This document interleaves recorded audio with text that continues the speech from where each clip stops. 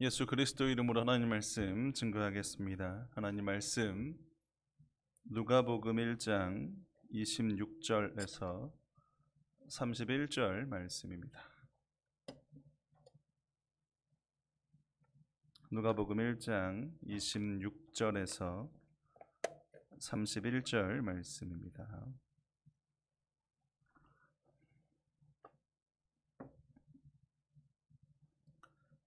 제가 읽겠습니다. 누가복음 1장 26절에서 31절 말씀. 26절. 여섯째 달에 천사 가브리엘이 하나님의 보내심을 받들어 갈릴리 나사렛이란 동네에 가서 다윗의 자손 요셉이라 하는 사람과 정혼한 처녀에게 이르니 그 처녀의 이름은 마리아라. 그에게 들어가 가로되 은혜를 받은 자여 평안할지어다. 주께서 너와 함께 하시도다 하니 처녀가 그 말을 듣고 놀라 이런 인사가 어찌함인고 생각하매 천사가 일러 가로되 마리아여 무서워 말라. 내가 하나님께 은혜를 얻었느니라. 보라 내가 수태하여 아들을 낳으리니 그 이름을 예수라 하라. 아멘. 오늘이 2021년 12월 28일입니다. 이제 21년도 3일 남아 있습니다. 시간이 이렇게 흘러가고 새해가 되는 것 어찌 보면 너무나 당연한 일이기도 해요. 그래, 12월 겨울이 됐고 31일 딱 채우면 새해가 되는 것 이건 뭐 당연한 거지. 계절이 봄, 여름, 가을, 겨울 바뀌는 것처럼 당연하게 여기는 것들이 우리에게 있다는 거예요.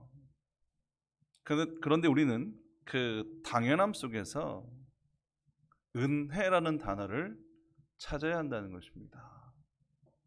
당연하지만 그 당연함 속에서 반드시 하나님의 은혜는 이루어지고 있다라는 거예요. 우리 올 여름에 BNS 악기팀에서 은혜라는 찬양을 연주했고요. 또 함께 그 연주 영상을 나누기도 했습니다. 은혜라는 찬양의 가사를 보면 후렴 부분이 어떻게 되어 있냐면 모든 것이 당연한 것이 아니라 은혜였습니다 라는 고백으로 되어집니다. 우리가 당연하게 여기고 있는 것들이 결국은 하나님의 은혜로 되어져 이루어진 결과인 것을 우리는 기억해야 된다는 것입니다.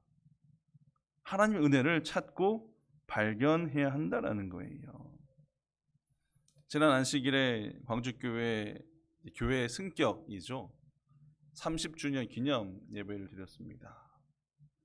역사의 사진들이 쭉 지나가잖아요.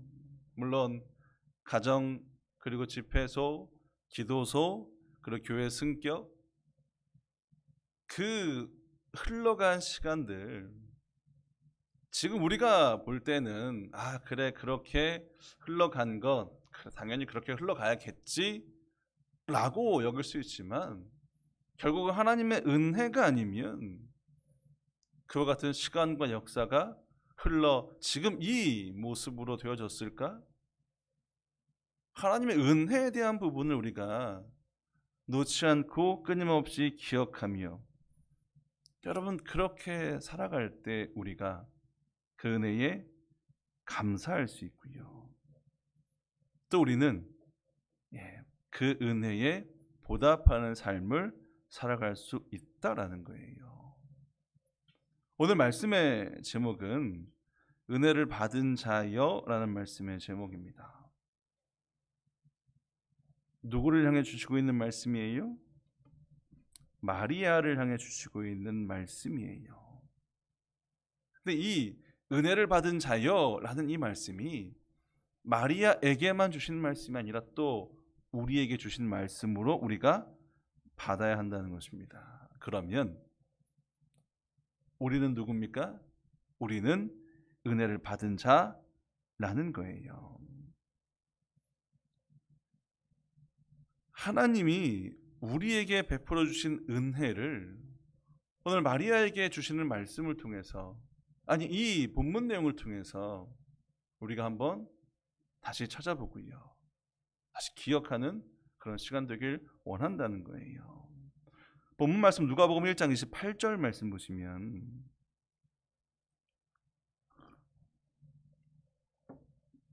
누가복음 1장 28절, 그에게 들어가 가로되 은혜를 받은 자여 평안할지어다, 주께서 너와 함께 하시도다 하니. 먼저 오늘 말씀을 통해 주시는 은혜는 뭐냐면, 우리가 은혜를 받은 자라는 사실이에요. 분명 마리아에게 뭘 얘기하고 있습니까? 네가 은혜를 받은 자라는 거예요. 문제는 뭐냐면, 내가 은혜를 받은 자라는 것을 깨닫지 못하는 것에 문제가 있습니다. 29절 보시면, 처녀가 그 말을 듣고 놀라 이런 인사가 어찌함인고 생각하매. 마리아는 은혜를 받은 자라는 그 말에 대해서 놀라고 있습니다. 놀라다의 단어를 찾아보면 당황하다라는 의미가 그 안에 담겨져 있어요. 천사가 너는 은혜 받은 자야 라고 말했는데 마리아는 뭐예요? 이 말에 당황하고 있습니다. 아니, 그러면 왜 마리아는 당황하고 있을까요? 이 말을 깨닫지 못하면 당황하게 되어 있습니다. 내가 은혜 받은 자라고? 나는 잘 모르겠는데? 여러분, 그러면 당황하는 거예요. 왜? 나는 살면서 은혜를 받았다라고 여긴 적이 없거든요. 그런데 은혜 받은 자라고 얘기하는 거예요. 그러니까 당황하는 거죠. 마리아의 이런 반응을 통해 우리가 볼 수 있는 건, 은혜가 은혜임을 모르면 내가 은혜 받은 자라는 그 사실을 믿지 못한다는 거예요. 깨닫지 못한다는 것입니다. 아무리 은혜가 베풀어져도 저는 받은 적 없습니다, 저는 모르겠습니다, 아니 그건 너무나 당연한 일 아닙니까? 아니 그건 너무나 익숙하게 되어져 온 일 아닙니까? 아니 그냥 당연히 되어질 일이 이루어지고 있는 것뿐인데, 아니 무슨 그게 은혜입니까? 그리고 그걸 가지고 왜 은혜를 받은 자라고 말씀합니까? 나올 수 있는 반응이에요. 은혜가 정말 은혜임을 깨달으면 어떻게 나올까요? 네, 저는 은혜 받은 자입니다. 그 은혜에 감사합니다. 이제 제가 어떻게 해야 될까요? 근데 마리아는 뭐예요? 당황하고 있습니다. 무슨 말이지? 또 마리아의 이 반응을 보면 우리가 어떤 걸 생각해 볼 수 있냐면, 하나님이 생각하셔서 우리에게 베푸시는 은혜와 우리가 생각하여 받기를 원하는 은혜가 다르다는 거예요. 마리아에게 나타나셔서 은혜 받은 자여라고 하고 어떤 소식을 들려줍니까? 네가 잉태했어.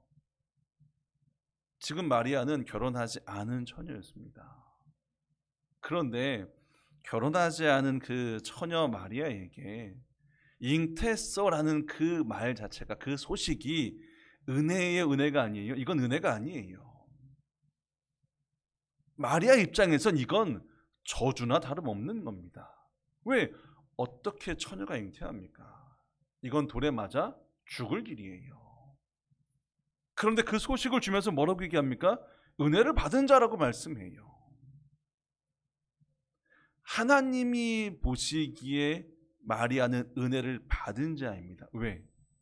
예수님을 잉태하는, 구원자를 잉태하는 하나님의 역사와 큰 일을 이룸에 있어서 쓰임이 되는 도구로 선택되어졌기 때문에. 하지만 마리아의 측면에서는 뭐예요? 이건 있을 수 없는 일이에요. 그러니까 뭐 하는 거예요? 당황하고 놀라는 거죠. 아니 어떻게 그런 일이. 은혜를 대하는 태도가, 은혜를 대하는 모습이 이렇게 다를 수 있다는 겁니다. 아니 이것이 내가 생각하는 은혜라고 여겨지지 않으면 은혜를 받은 자요라는 그 말에 대해서 뭐예요? 당황하게 되어 있다라는 거예요. 하지만 분명한 것은 뭐예요? 마리아는 은혜를 받은 자였습니다. 그 말은 오늘 우리도 분명히 뭐예요? 은혜를 받은 자라는 거예요. 우리가 이것을 깨닫고 우리가 이것을 갖고 붙들고 살아가야 함을 말씀하고 있다라는 거예요. 그러면 하나님이 베풀어 주신 은혜는 뭘까요? 먼저 우리가 볼 것은 하나님의 선택하심의 은혜라는 거예요. 하나님의 선택하심의 은혜가 마리아에게 임했다는 겁니다. 본문 말씀 누가복음 1장 26절 27절 말씀 보시면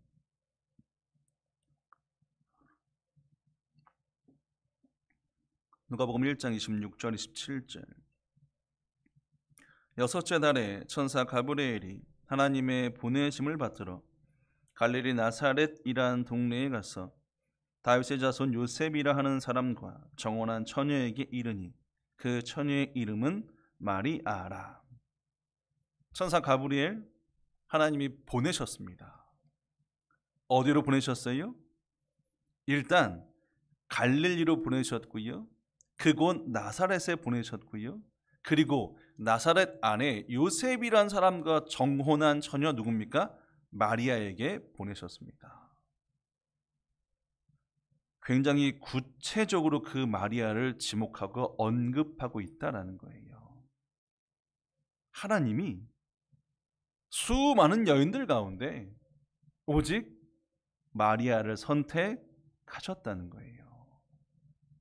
하나님의 선택하심을 통해서 그 마리아가 은혜를 받은 자로 되어지고 있다는 거예요. 20절, 28절 말씀 보시면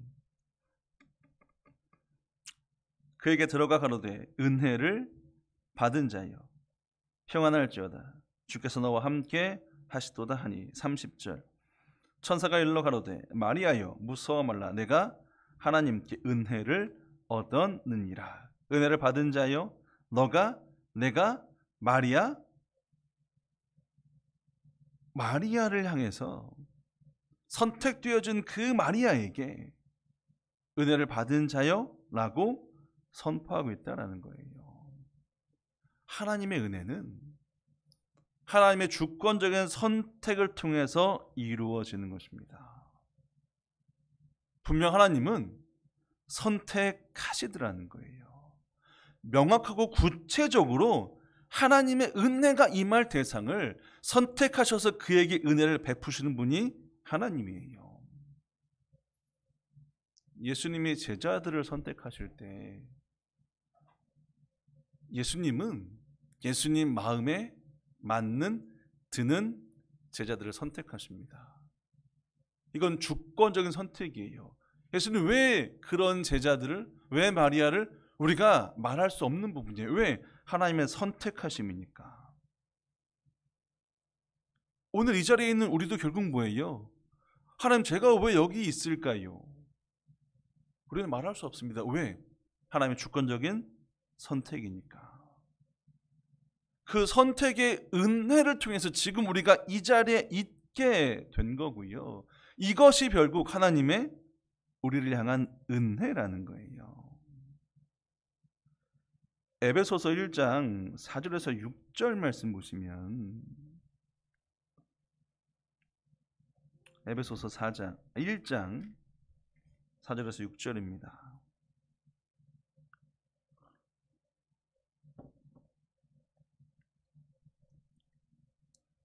에베소서 1장 4절에서 6절 곧 창세전에 그리스도 안에서 우리를 택하사 우리로 사랑 안에서 그 앞에 거룩하고 흠이 없게 하시려고 그 기쁘신 뜻대로 우리를 예정하사 예수 그리스도를 말미암아 자기의 아들들이 되게 하셨으니 이는 그의 사랑하시는 자 안에서 우리에게 거저 주시는 바 그의 은혜의 영광을 찬미하게 하려는 것이라. 우리를 택하셨습니다. 창세 전에 이미 우리를 그리스도 안에서 선택하셨어요. 우리로 거룩하고 흠이 없게 하셨어요. 하나님 백성 삼아 주셨다는 거예요. 아니 수많은 죄인들 가운데 죄에 허덕이며 그 죄 가운데 어떻게 할 줄 모르고 살아가는 이 사람들 가운데 유독 나를 선택하셔서 흠이 없고 거룩하게 해주신, 나 뭐 볼 게 있다고, 나 뭐 내세울 게 있다고 그냥 세상에 두셨으면 이 종교 저 종교 기웃기웃하다가 에이 그냥 내 뜻대로 살아야지, 나 믿고 살아야지, 아니 이렇게 살아갈 수밖에 없는 존재가 우리였는데 하나님은 선택하셨다니까요. 우리 하나님 백성 삼아 주시려고. 이것이 하나님이 우리에게 베푸신 은혜예요. 여러분, 이 선택 때문에 우리는 무엇을 바라볼 수 있습니까? 무엇을 소망하고 살아가고 있습니까? 하나님 나라를 바라볼 수 있잖아요.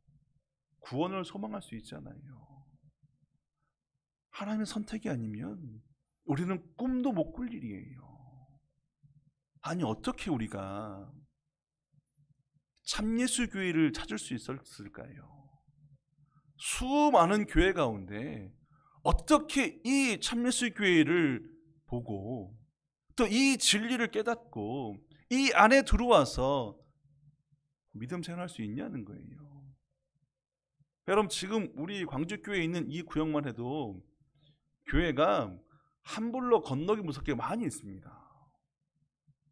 근데 그 많은 교회, 십자가를 붙여져 있는 그 교회, 하지만 진리는 어디에 있습니까? 여기에 있잖아요. 근데 우리가 거기 있는 거예요. 우리가 왜 이곳에 있습니까? 하나님의 은혜라는 거예요.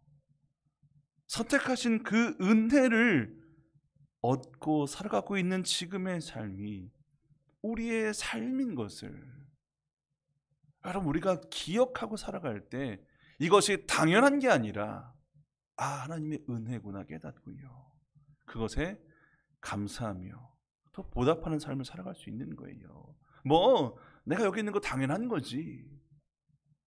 여러분, 우리 삶의 모든 것은 당연한 것 같지만 은혜 아니면 되어지지 않을 일들이에요. 그 은혜를 깨닫고 그 은혜를 바라보는 삶, 여러분, 그것이 우리에게 지금 깨닫고 나아가야 될 삶이라는 거죠. 두 번째는 뭐예요? 두 번째는 우리로 하여금 구원의 씨앗을 품게 하는 은혜입니다. 다시 우리 본문 돌아가시면 누가복음 1장 31절 말씀에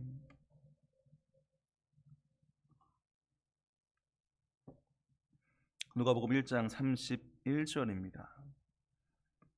보라, 내가 수태하여 아들을 낳으리니 그 이름을 예수라 하라. 천사 가브리엘이 마리아에게 말한 거, 너가 잉태했어? 근데 그는 바로 이름이 예수야. 예수, 어떤 뜻입니까? 우리를 저희 죄에서 구원할 자. 지금 이 잉태 소식을 마리아가 들었어요. 근데 이것이 은혜라는 겁니다. 아니 어떻게 처녀가 임신한 것이 은혜입니까? 근데 은혜라는 거예요. 왜 그렇습니까? 예수님이 어떤 분이냐는 거예요. 예수님은 세상을 구원할 자입니다.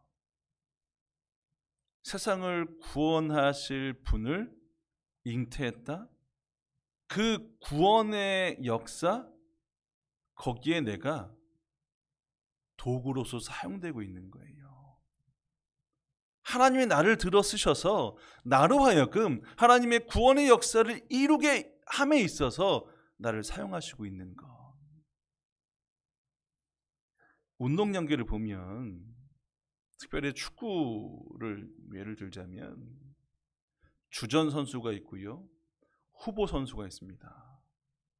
그런데 이 한 경기에 출전할 선수들을 선택하는 건 누구 권한이냐면 전적으로 감독의 권한이에요. 그 누구도 출전 선수를 감독에게 이래라 저래라 할 수 없는 그 권한이 감독에게 있습니다. 그러니까 선수들은 감독의 눈에 들려고 굉장히 열심히 훈련합니다. 굉장히 열심히 실력을 쌓아요. 눈에 들어서 선발로 출전하면 그게 그렇게 그들에겐 고맙고 감사한 거예요. 감독한테. 근데 내가 후보예요. 평생 후보예요. 근데 어느 날 감독이 나를 주전으로 선발했습니다. 여러분, 그 선수의 마음이 어땠을까요? 아니, 감독에게 정말 감사하고요. 나를 후보였지만 이렇게 하나의 경기에 뛰게 도구로 쓴 거에 대해서 평생 잊지 못할 거예요. 아니, 평생 후보였다니까요. 하나님의 구원의 역사, 하나님의 구원의 그 일에 하나님의 나를 들어 쓰신다는 건 여러분, 이것이 얼마나 큰 감사냐는 거예요. 이것이 은혜라는 것입니다. 선택하셔서 그 길을 걷게 하시고 그렇게 하나님의 일을 위해 사용하신다? 나를 선택하신 그 은혜 속에 이 세상을 구원할 그 계획을 나를 통해서 이루신다는 것, 내가 그렇게 쓰임이 된다는 건 이제야 비로소 내가 하나님께 받은 은혜에 보답할 수 있구나. 여러분, 이게 은혜라는 거예요. 우리에게 주신 이 구원의 씨앗. 여러분, 우리는 이건 이제 뭐 하는 거예요? 전하고 알리고 하나님의 일을 위해 그렇게 헌신하는 겁니다. 보답하는 삶이에요. 여러분, 이게 은혜에 대한 결과라는 거예요. 본문 말씀 누가복음 1장 28절 다시 보시면,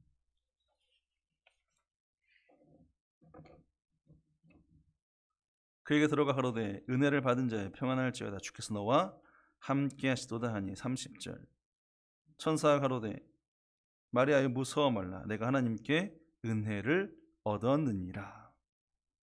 은혜를 받은 자예요. 은혜를 얻었다. 어떤 은혜예요? 구원의 일에 쓰임받는 은혜.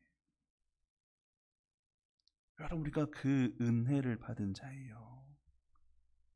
마리아가 구원자 예수님을 잉태했던 것처럼 우리가 구원의 씨앗을, 예수님이 복음이었던 것처럼 우리가 그 복음의 씨앗을 갖고 잉태하고 이제 그걸 통해서 뭐예요? 하나님의 일에 사용되고 쓰여지는, 이것이 우리에게 베푸신 하나님의 은혜라는 거예요. 세 번째 은혜는 나와 함께 하시는 은혜예요. 예수님이 나와 함께 하시는 은혜가 세 번째예요. 28절 30절 계속 반복하는 게 뭡니까? 28절 보시면 주께서 너와 함께 하시도다. 은혜를 받은 자요, 주님이 너와 함께 하셔. 주님이 함께 하시는 것이 마리아에게 은혜였고요, 또한 우리에게 은혜라는 거예요. 아니, 그러면 주님이 함께 하시는 것이 왜 우리에게 은혜일까? 오늘 말씀은 그 답을 무엇라고 말씀하고 있습니까? 28절 다시 보시면 그에게 들어가 가로되 은혜를 받은 자여 평안할지어다 주께서 너와 함께 하시도다 하니. 주님이 함께 하시는 게 왜 은혜예요? 그 안에 뭐가 있습니까? 평안이 있습니다. 평안이 있어요. 처녀가 잉태했다는 소식을 들었을 때 이게 얼마나 당황스러운 일이에요. 당시에 돌에 맞아 죽어야 될 일이 지금 이 일이에요. 날벼락 같은 일이죠. 34절 보면 마리아가 천사에게 말하되 나는 사내를 알지 못합니다. 그런데 어찌 이런 일이 있을 수 있습니까?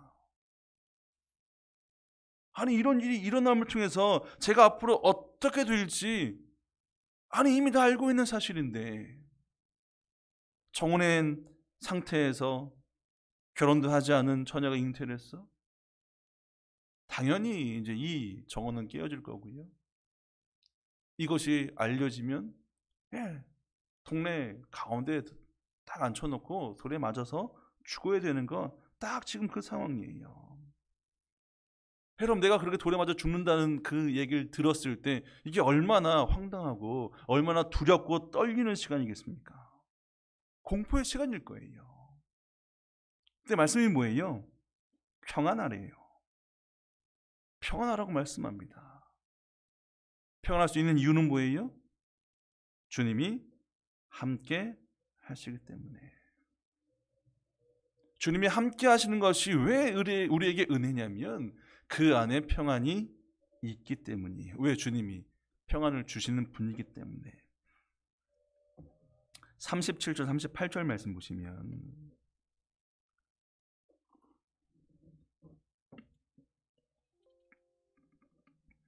37절 38절 대저 하나님의 모든 말씀은 능치 못하심이 없느니라.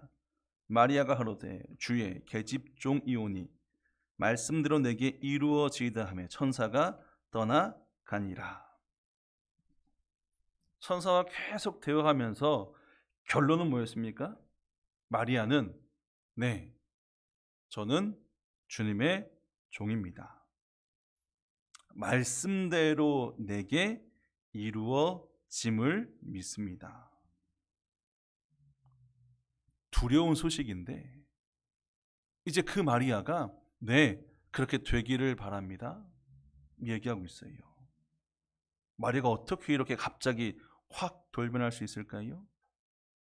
불안함과 두려움 속에서 떨던 이 마리아가 네, 제가 주님의 종입니다. 주님의 말씀대로 될 것을 제가 믿습니다.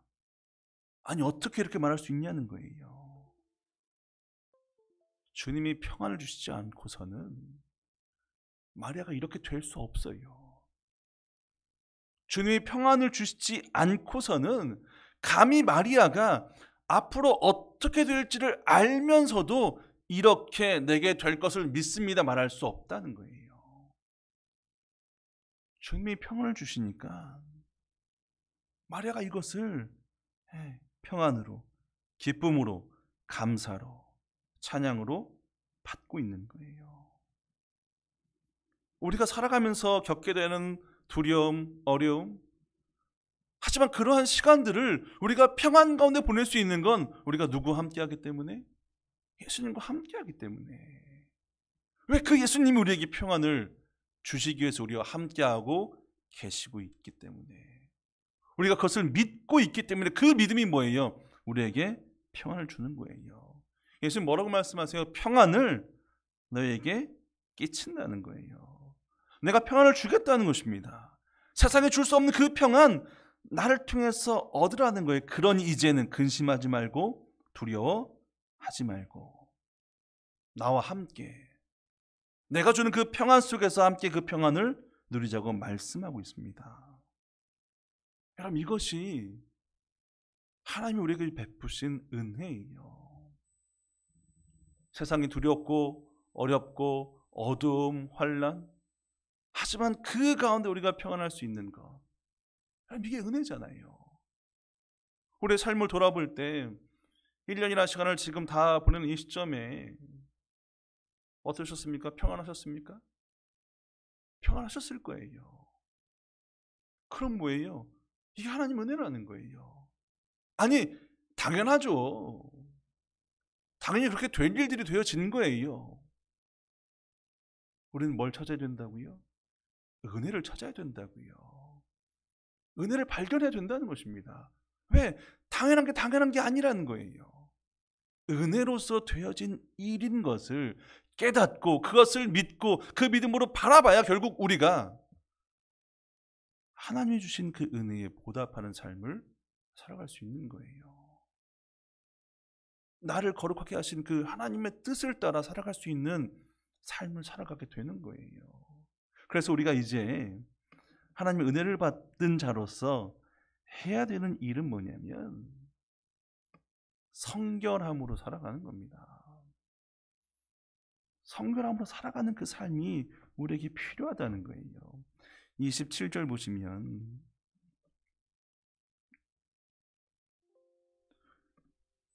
다윗의 자손 요셉이라 하는 사람과 정혼한 처녀에게 이르니 그 처녀의 이름은 마리아라. 34절 마리아가 천사에게 말하되 나는 사내를 알지 못하니 어찌 이 일이 있으리까.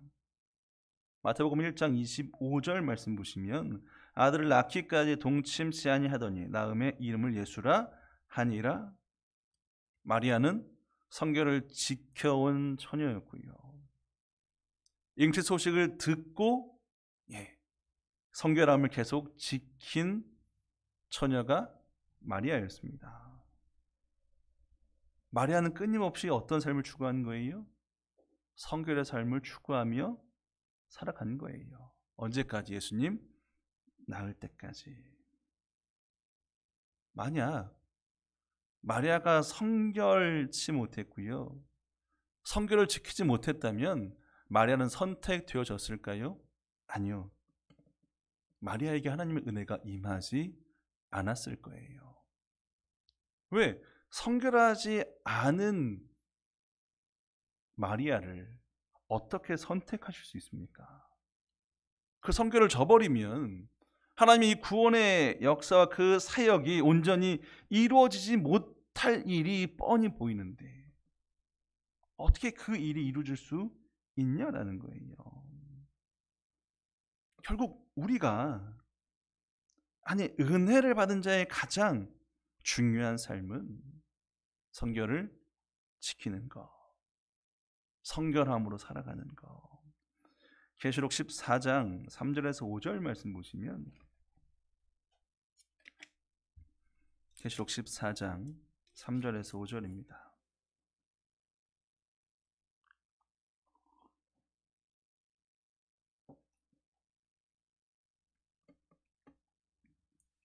계시록 14장 3절에서 5절.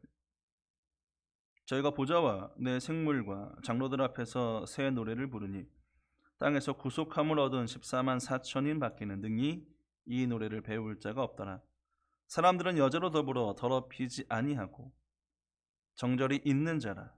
어린 양이 어디로 인도하든지 따라가는 자며 사람 가운데서 구속을 받아 처음 익은 열매로 하나님과 어린 양에게 속한 자들이니 그 입에 거짓말이 없고 흠이 없는 자들이더라.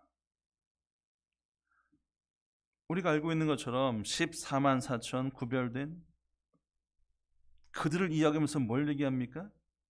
4절에 더럽히지 아니하고 정절이 있는 자, 처음 것을 지킨 자. 5절 거짓이 없고 흠이 없는 자. 성결한 자들이에요. 성결한 자들이 결국 마지막에 그 구원의 절에 참여함을 말씀하고 있다라는 거예요. 근본 대학부 영은회가 일요일, 월요일 1박 2일 동안 있었습니다. 영은회 주제가 민수기였고요. 그리고 그 내용의 핵심은 성화였습니다. 성화, 거룩이잖아요. 거룩은 뭡니까? 거룩은 구별이고요. 구별은 뭡니까? 이 세상, 이 땅에서 뭐예요? 성결한 거잖아요. 하나님이 우리를 거룩하게 하셨으니 그 거룩을 지키는 건, 내가 거룩하니 너희도 거룩하라는 그 말씀을 지키는 것, 여러분 그것이 우리를 거룩한 자리로 선택하신 하나님의 뜻이고요. 우리는 그 뜻을 따라서, 그 은혜를 따라서 살아가는 거룩한 삶을 살아가야 하는 것.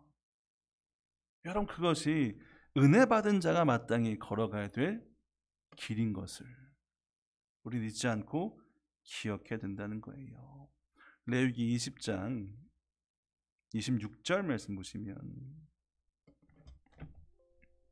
레위기 20장 26절입니다.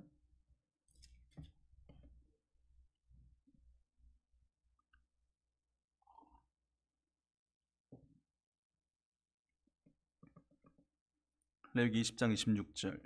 너희는 내게 거룩할지어다. 이는 나 여호와가 거룩하고 내가 또 너희로 나의 소유를 삼으려고 너희를 만민 중에서 구별하였음이니라. 거룩하라. 내가 그렇게 거룩하게 너희를 구별했고 내 소유를 삼으려고 그렇게 거룩하게 했으니 마땅히 그 거룩을 지키라는 거예요. 22절. 너희는 나의 모든 규례와 법도를 지켜 행하라. 그리하여야 내가 너희를 인도하여 거하게 하는 땅이 너희를 토하지 아니하리라. 은혜를 받은 자로서 그 은혜를 누리며 살아가는 것, 거룩한 삶, 말씀을 지키고 행함을 통해 그 삶을 지켜가는 것, 여러분 그렇게 살아가야 우리가 마지막에 토하는 일이 없게 됩니다. 끝까지 이 거룩을 지켜나갈 때 그때 비로소 우리는 마지막 자리에 참여하는 그 영광의 자리를 우리가 얻고 누릴 수 있는 거예요. 우리에게 주신 은혜를 여러분 깨닫고 그것을 붙들고 살아가야 결국 우리의 삶이 당연히 그런 거지, 내가 이렇게 한 거지, 누가 이렇게 한 거지, 여러분 그렇게 치우치는 삶을 안 살 수 있어요. 반드시 하나님의 은혜로 이 삶을 봐야 우리가 더욱 하나님을 붙들고 살고요, 하나님 말씀을 지켜 행하며 살고요, 이 거룩을 지키기 위한 삶을 살아갈 수 있다는 거예요. 올 한 해를 마무리하는 이 시점에 내 한 해의 삶이 하나님의 은혜임을 깨닫고 그것을 고백하며 그 은혜에 보답하는, 아 그래 말씀을 지키고 말씀을 행하며 내게 주신 이 거룩한 그 은혜를 붙들고 살아가야지, 나를 한번 돌아보는 시간이 되길 원합니다. 그리고 나의 삶이 조금 더 하나님 은혜에 보답하는 삶으로, 은혜에 감사하는 삶으로 성결함을 지키고요, 하나님께 감사하는 삶을 살아갈 수 있는 여러분 우리가 되길 원합니다. 한 해 당연히 지나가는 시간이니 그것이 아니라 정말 우리의 신앙을 돌아볼 수 있는 시간으로, 그리고 올해보다 내년엔 조금 더 성장하는 모습으로, 조금 더 하나님의 말씀을 지켜 행함에 있어서 진보된 모습으로 거룩을 지키고 성결한 삶을 사시는 저 여러분 될 때 분명 그 삶에 더 큰 하나님의 은혜가 임함을 믿으시고 은혜 속에서 살아가시는 은혜 받은 자들이 되시는 저 여러분 되길 주님의 이름으로 축원드립니다. 목도하시겠습니다.